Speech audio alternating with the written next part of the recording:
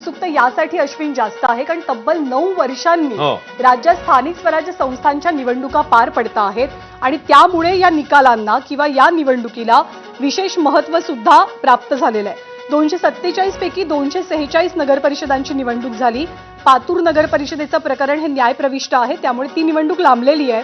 यातल्या ज्या 10 नवीन नगर परिषदा आहेत, म्हणजे 246 पैकी 10 या नवीन नगर परिषदा आहेत आणि उरलेल्या ज्या 236 नगर परिषदा आहेत त्यांची मुदत संपलेली होती, पण बराच काळ या निवडणुका रखडलेल्या. नगर परिषदेमध्ये सदस्य संख्या नेमकी किती असते तर ती 20 ते 75 पर्यंत जाऊ शकते. काही अपडेट अश्विन? खरंय. आणि टपाली मतमोजणी ज्ञानदा सुरू झाली. जसं आपण म्हटलं की आता कल हाती यायला लागतील आणि टपाली मतमोजणीत काय घडलंय तर तिन्ही ठिकाणी भाजपचे उमेदवार आघाडीवर आहेत.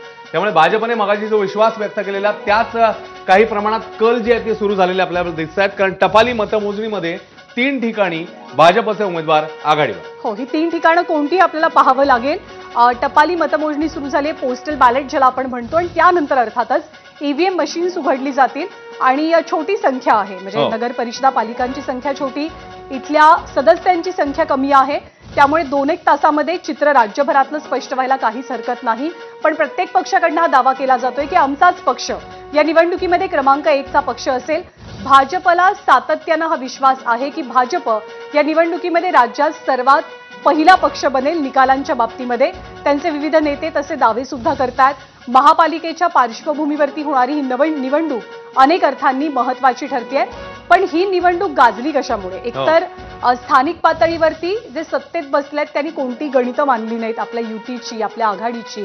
त्यामुळे बऱ्याच ठिकाणी असंही चित्र आहे की तिरंगी लढत ही नेमकी कोणात आहे तर ती भाजप शिवसेना, म्हणजे एकनाथ शिंदेची शिवसेना आणि अजित पवारांची राष्ट्रवादी, असं सुद्धा एक वेगळं चित्र आपल्याला पाहायला मिळतंय. पण या पक्षांनी जे त्यांचे विरोधक आहेत, राजकीय विरोधक, त्यांच्याशी सुद्धा हातमिळवणी केलेली आहे. त्यामुळे बऱ्याच ठिकाणी या निवडणुका गाजल्यात.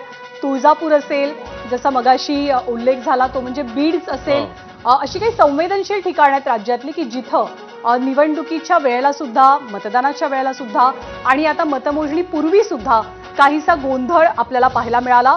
3 ठिकाणी आतापर्यंत भाजपचे उमेदवार आघाडीवरती आहेत. नागपूरमध्ये काय घडतंय? नगराध्यक्षपदासाठी भाजपचे 3ही उमेदवार आघाडीवर असल्याचं चित्र आहे. नागपूरमध्ये म्हणजे विदर्भामध्ये एक प्रकारे 100 आहे नगर परिषदा आणि पालिका निकालांची, कारण 80 नगरपालिका आणि